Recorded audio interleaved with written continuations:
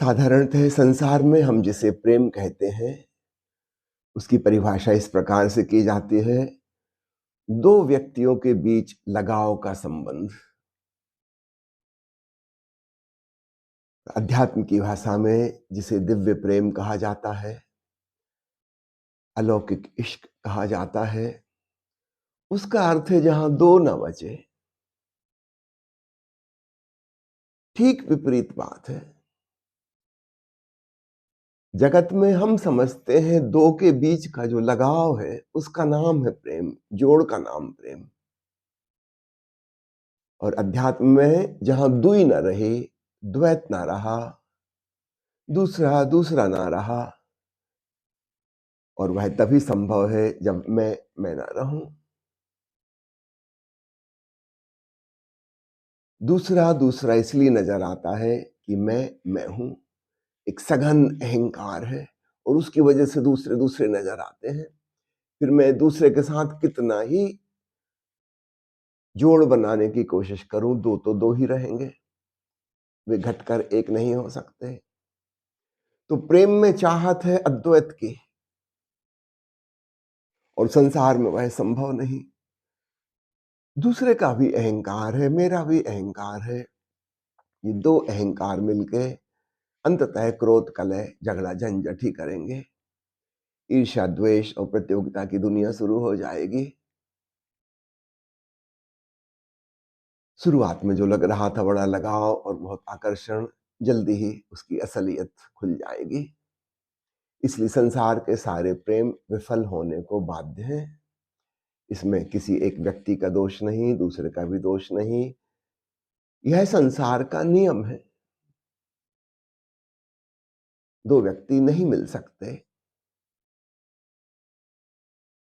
दो परमाणु तक आपस में नहीं मिल सकते। परमाणु की भी छोड़ें, दो इलेक्ट्रॉन मिलके एक इलेक्ट्रॉन नहीं हो सकते।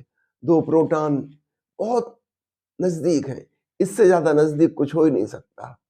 परमाणु के नाभिक में, न्यूक्लियस में प्रोटॉन्स हैं, इससे ज्यादा निकट और क्या हो सकता है। लेकिन फिर भी अगर दो प्रोटॉन हैं तो वो दो हैं, चार हैं तो चार हैं, आठ हैं तो आठ ही रहेंगे, गिनती कम नहीं हो सकती। तो सूक्ष्मतम तल पर भी चीजें अलग अलग ही रहती हैं। हम कहते हैं पानी में नमक घोल दिया, शक्कर घोल दी, एक हो गए दोनों, नहीं एक नहीं हुए। पानी के अणुओं के बीच बीच में खाली स्पेस थे। नमक के और शक्कर के अणु उन खाली स्पेस में जाके छुप गए। तो ऊपर से हमें दिखाई नहीं देता कि नमक या शक्कर कहाँ है, लगता है सब पानी हो गए। नहीं, पानी नहीं हुए, पानी के अणु अलग हैं, नमक शक्कर के अणु अलग अलग हैं।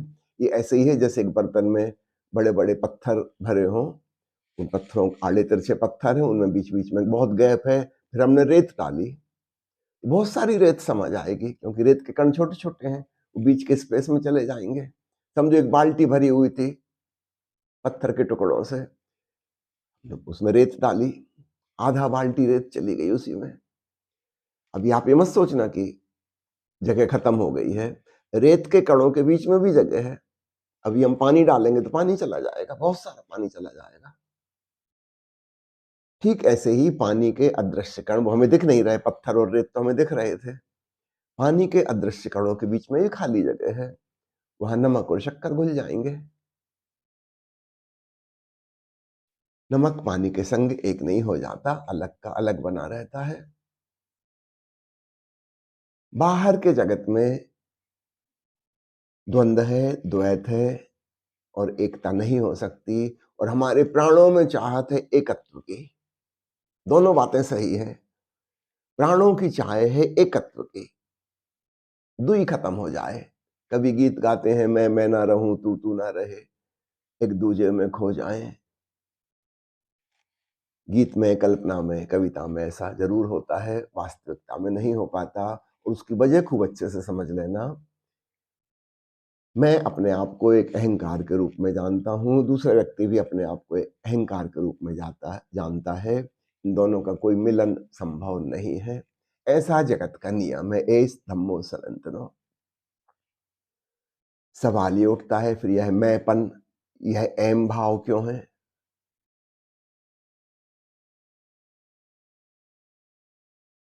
ईशावास्य उपनिषद का ऋषि घोषणा करता है कि सब कुछ ईश्वर का है। ईशावास्य का भावार्थ ही यही है, सब ईश्वर है, सब ईश्वर का है, मेरा तेरा कुछ भी नहीं। लेकिन हम मेरे की भ्रांति पालते हैं। मेरा घर, मेरा परिवार, मेरा मकान, मेरा धन, मेरी बुद्धि, मेरी अक्लमंदी, मेरे संबंधी, मेरा यश, मेरी प्रतिष्ठा, मेरा पद, मेरी ताकत, मेरा मेरा मेरा, इन सब मेरा के सहारे से फिर मैं पैदा होता है। यहां भी हम एक भूल करते हैं। सामान्यतः हमारी सोच है मैं की वजह से मेरे उत्पन्न होते हैं। ऐसा नहीं है, पहले मेरा आता है और फिर मेरे के जोड़ से एक मैं की इल्यूजन, एक भ्रांति उत्पन्न होती है कि मैं भी हूं। एक उदाहरण से समझें, हमारा जन्म हुआ, क्या वास्तव में हमने जानबूझकर जन्म लिया? हमसे पूछा गया था पहले कि जन्म लेना चाहते हो? ऐसे ही एक दिन अचानक मौत हो जाएगी, कहीं से कोई खबर भी ना मिलेगी, सूचना भी नहीं आएगी, पहले कोई पूछेगा नहीं कि चलना है क्या? जीवन के दो छोर, जन्म और मृत्यु, बिल्कुल अज्ञात में, अपरिचित में है। इन दो के बीच हम जिसे जिंदगी कहते हैं, उसमें कैसे कुछ मेरा हो सकता है? एक मनुष्य एक मकान का निर्माण कर रहा है, ईंट पत्थर जोड़ रहा है, लोहा सीमेंट लगा रहा है। जब मकान बन जाए वो कहे कि अच्छा ये तो मैं हूं, और ये जो आदमी है ये मेरा नौकर है, मेरा सेवक है, इसने मुझे बनाया, मैंने चाहा था कि मैं बनूं, इस आदमी ने बड़ी मेहनत की मुझे बनाया, इसको धन्यवाद। यह मेरा चाकर है, मेरी सेवा करता है, देखभाल करता है।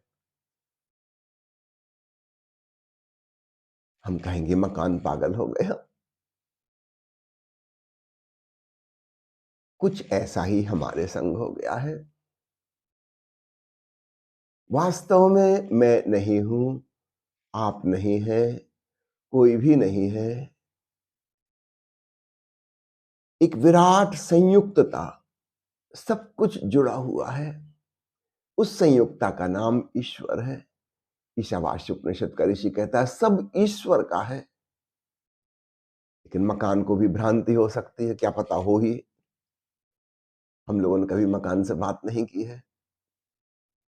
हो सकता है आपकी कार को भ्रांति हो कि आप उसके गुलाम हैं, उसकी देख रेख करते हैं, जब पेट्रोल की जरूरत पड़ती है तो पेट्रोल भरवाते हैं, जब उसको घूमने का मन होता है कहीं जाने का तो आप उसे ड्राइव करके ले जाते हैं, आप उसके नौकर हैं, गुलाम हैं।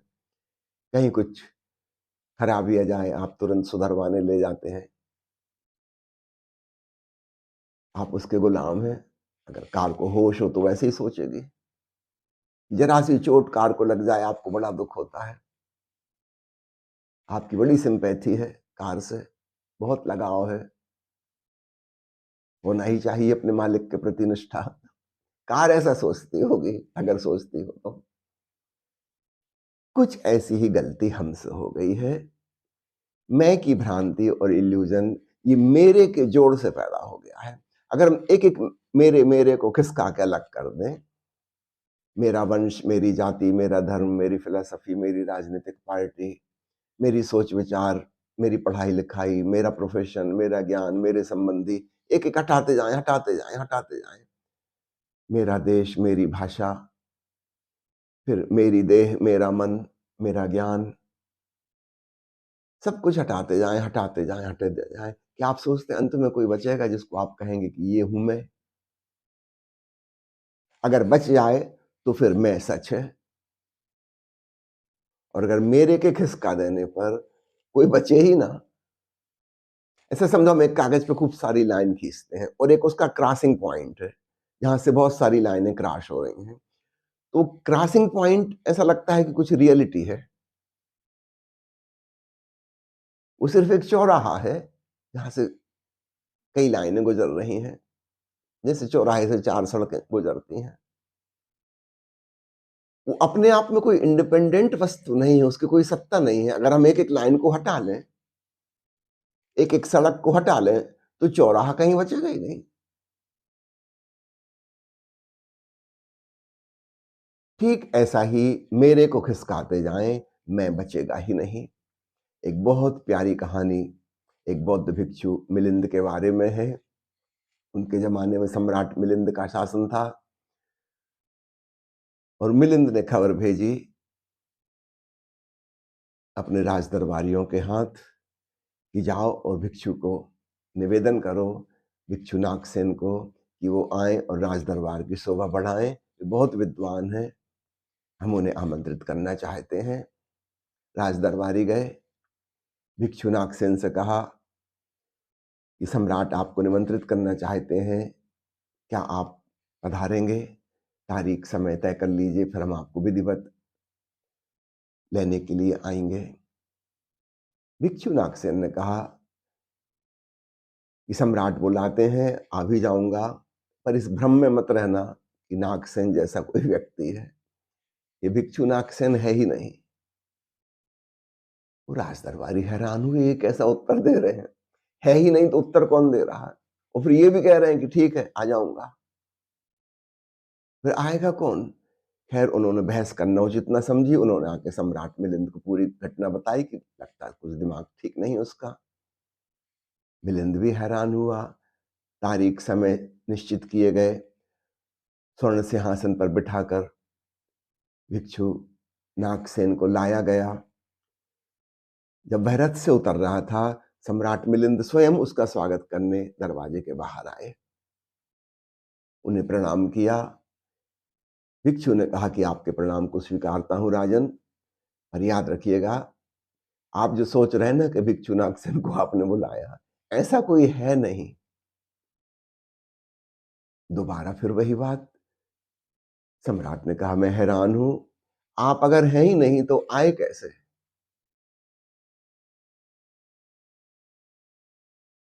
कृपया इस बात को स्पष्ट करें।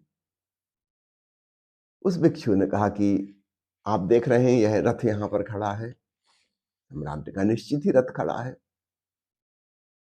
भिक्षु ने कहा कि अच्छा इसके घोड़ों को अलग कर लो। राजा के आदेश पर घोड़े अलग कर दिए गए। भिक्षु ने पूछा क्या ये घोड़े रथ हैं? सम्राट ने कहा नहीं, घोड़े घोड़े हैं, रथ कैसे होंगे? रथ तो एक अलग चीज है। फिर घोड़े को बांधने वाली रस्सियां थी वो अलग कर दी गई। घोड़े को चलाने वाला चाबुक था वो हटा लिया गया। हर बार सवाल पूछा गया कि ये चाबुक रथ है? सम्राट ने कहा नहीं। फिर चक्के निकाल दिए गए, व्हील्स।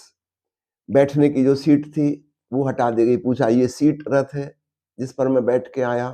सम्राट ने कहा नहीं, ये तो सिर्फ सीट है, रथ नहीं। धीरे धीरे करके सब सब चीजें हट गई। सम्राट ने हर चीज में इनकार किया कि यह भी रथ नहीं, यह भी रथ नहीं, यह भी रथ नहीं।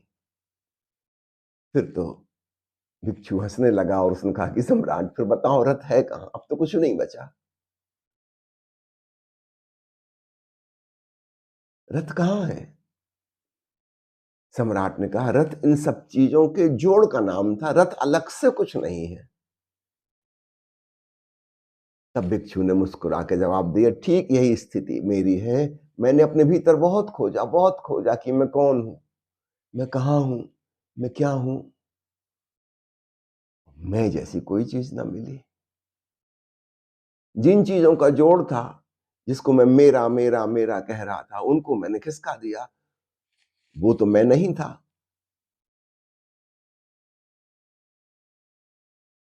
पीछे कोई मैं मिला ही नहीं। इसलिए मैं कहता हूं कि भिक्षु नागसेन है नहीं। ऊपर ऊपर से लगता है, भ्रम पैदा होता है।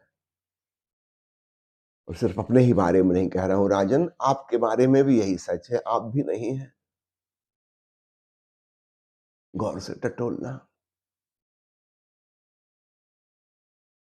प्यारे मित्रों, ओशो की प्रवचन माला है प्रभु की पगडंडियां, जिनमें वे प्रभु मंदिर के 4 द्वारों की चर्चा करते हैं। कल करुणा की चर्चा की थी उन्होंने, आज दूसरे द्वार मैत्री की चर्चा है। ये दिव्य प्रेम का दूसरा रूप है। करुणा एक रूप है उस अलौकिक प्रेम का, डिवाइन लव। मैत्री उसी का दूसरा रूप है। पर याद रखना, दो के बीच संबंध नहीं, द्वैत के मिट जाने पर जो बचता है न इस तरफ मैं रहा न उस तरफ तू रहा, फिर भी कुछ रहा। वो जो रहा वह डिवाइन लव, डिवाइन फ्रेंडलीनेस। तो आज के प्रवचन के बाद ओशो ने जो ध्यान कराया है वह बड़ा अद्भुत है। वह ध्यान मैं कौन हूं की खोज वाला ध्यान है। तो आंख बंद करके बैठिए, मैत्री के द्वार के बारे में खूब अच्छे से समझ लीजिए, और फिर जो प्रयोग होगा वह बड़ा अनूठा होगा। वो मैं कौन हूं की खोज है। उस खोज में अगर मैं मिला ही नहीं तो फिर दूसरा अपने आप ही समाप्त हो जाता है। जो शेष रह जाता है वह करुणा है, वह मैत्री है, अथवा हम जो भी उसे नाम दें।